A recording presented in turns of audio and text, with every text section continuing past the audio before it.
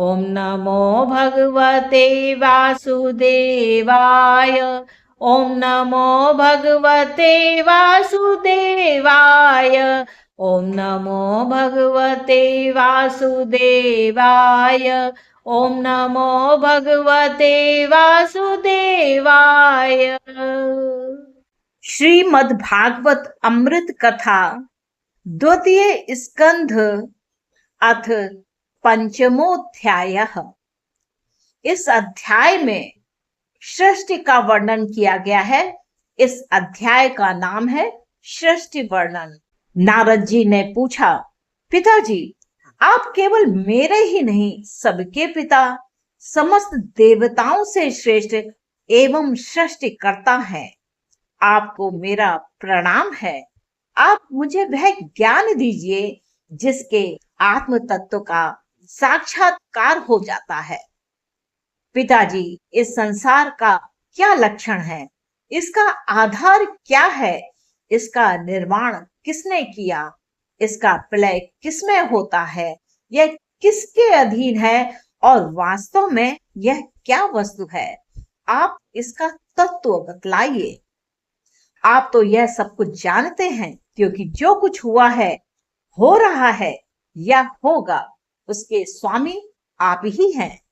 यह सारा संसार हथेली पर रखे हुए आंवले के समान आपकी ज्ञान दृष्टि के अंतर्गत ही है।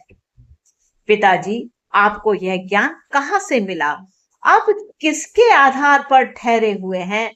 आपका स्वामी कौन है और आपका स्वरूप क्या है? आप अकेले ही अपनी माया से पंचभूतों के द्वारा प्राणियों की सृष्टि कर लेते हैं। कितना अद्भुत है यह! जैसे मकड़ी अनायास ही अपने मुंह से जाला निकालकर उसमें खेलने लगती है, वैसे ही आप अपनी शक्तियों के आश्रय से जीवों को अपने में ही उत्पन्न करते हैं और फिर भी आप में कोई विकार नहीं होता।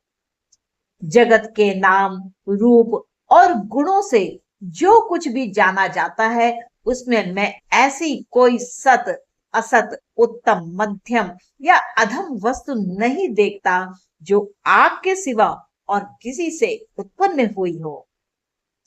इस प्रकार सबके ईश्वर होकर भी आपने एकाग्र चित्त से घोर तपस्या की है। इस बात से मुझे मोह के साथ साथ बहुत बड़ी शंका भी हो रही है। आपसे बड़ा ही कोई है क्या?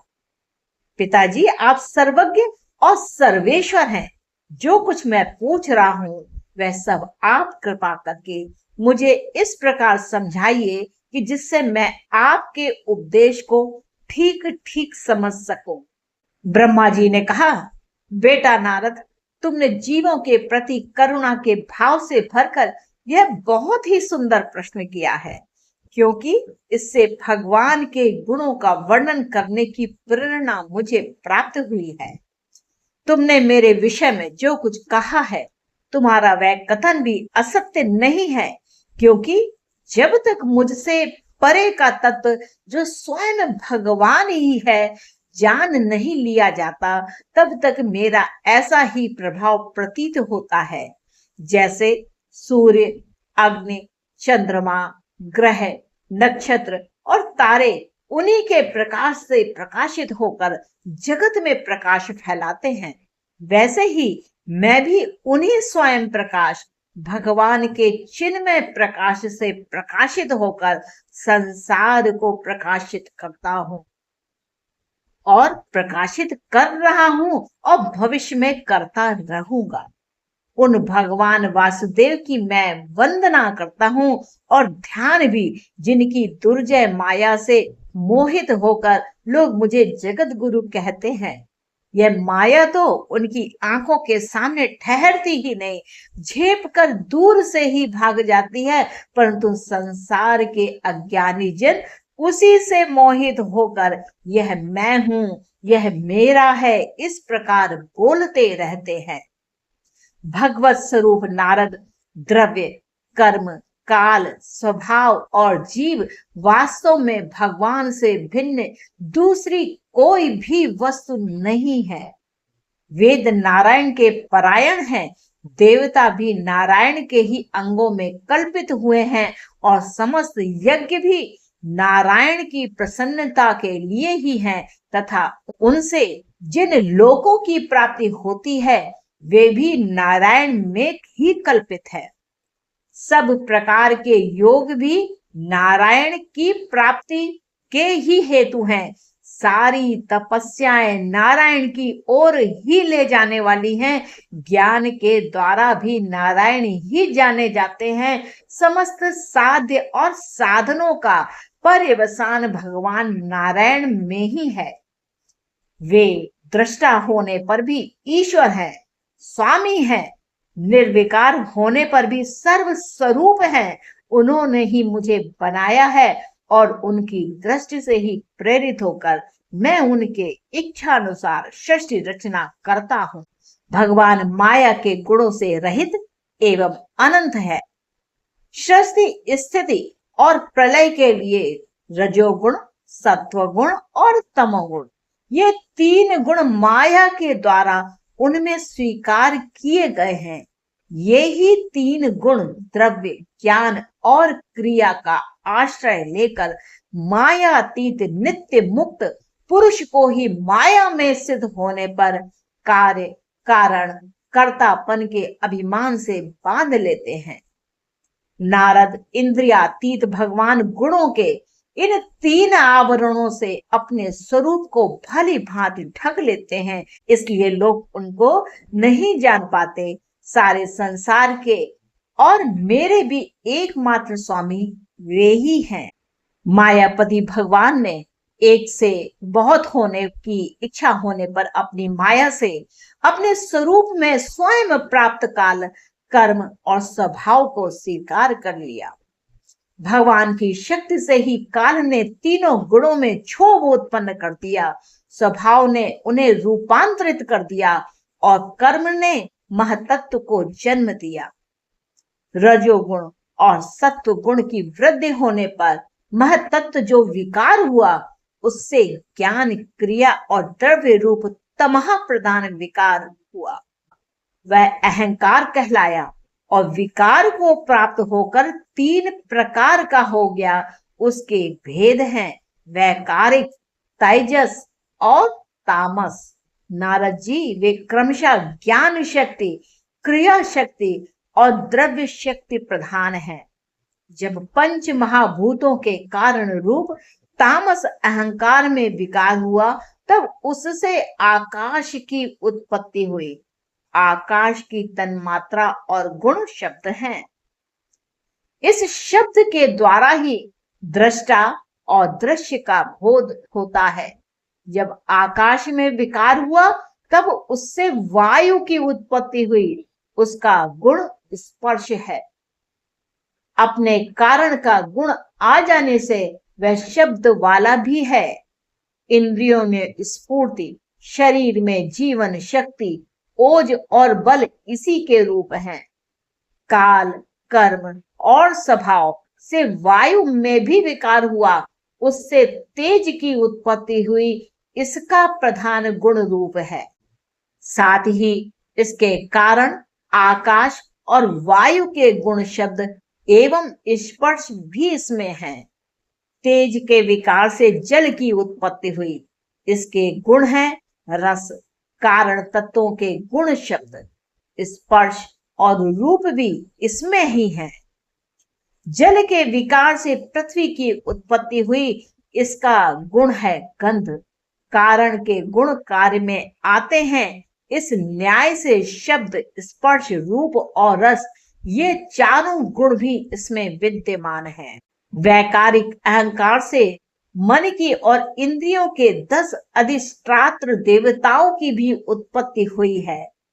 उनके नाम हैं दिशा, वायु, सूर्य, वरुण, अश्वनी कुमार, अग्नि, इंद्र, विष्णु, मित्र और प्रजापति।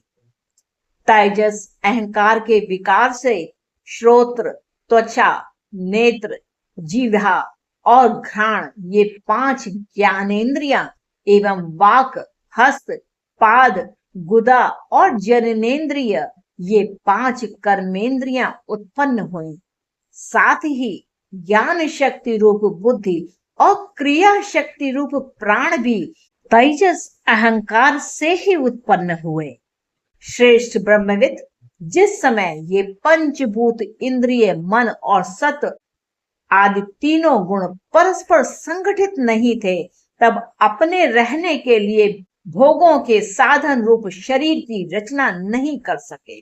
जब भगवान ने इन्हें अपनी शक्ति से प्रेरित किया, तब वे तत्व परस्पर एक दूसरे के साथ मिल गए और उन्होंने आपस में कार्य कारण भाव स्वीकार करके व्यष्टि समष्टि रूप पिंड और ब्रह्मांड दोनों की रचना की।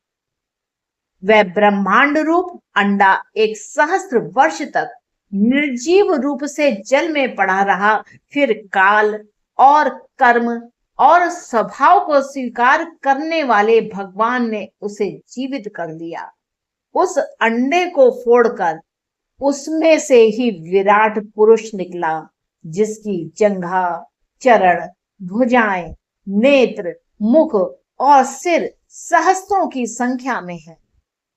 विद्वान पुरुष उपासना के लिए उसी के अंगों में समस्त लोक और उनमें रहने वाली वस्तुओं की कल्पना करते हैं। उसकी कमर के नीचे के अंगों में 7 पाताल और उसके पेड़ों से ऊपर के अंगों में 7 स्वर्ग की कल्पना की जाती है। ब्राह्मण इस विराट पुरुष का मुख है, भुजाएं क्षत्रिय हैं, जांघों से वैश्य और पैरों से शूद्र उत्पन्न हुए। पैरों से लेकर कटि पर्यंत 7 पाताल तथा भूलोक की कल्पना की गई है। नाभि में भुवर लोकों की, हृदय में स्वर लोकों की और परमात्मा के वक्ष स्थल में महर लोकों की कल्पना की गई है। उसके गले में जनलोक, दोनों स्तनों में तपोलोक और मस्तक में ब्रह्मा का नित्य निवासी स्थान सत्यलोक है। उस विराट पुरुष की कमर में अतल, जांघों में वितल, घुटनों में पवित्र सुतल लोक और जंघाओं में तलातल की कल्पना की गई है। एड़ी के ऊपर की गांठों में महातल, पंजे और एड़ियों में रसातल और तलुओं में पाताल समझना चाहिए। इस प्रकार विराट पुरुष सर्वलोकमय है। विराट भगवान के अंगों में इस प्रकार भी लोकों की कल्पना की जाती है कि उनके चरणों में पृथ्वी है, नाभि में भुवर लोक और सिर में स्वर लोक है। इति श्रीमद्भागवते महापुराणे पारमहंस्यां संहितायां 2 स्कंदे 5मोऽध्यायः संपूर्णम्। ओम नमो भगवते वासुदेवाय। ओम नमो भगवते वासुदेवाय। ओम नमो भगवते वासुदेवाय। ओम नमो भगवते वासुदेवाय। ओम नमो भगवते वासुदेवाय। ओम नमो भगवते वासुदेवाय। ओम नमो भगवते वासुदेवाय।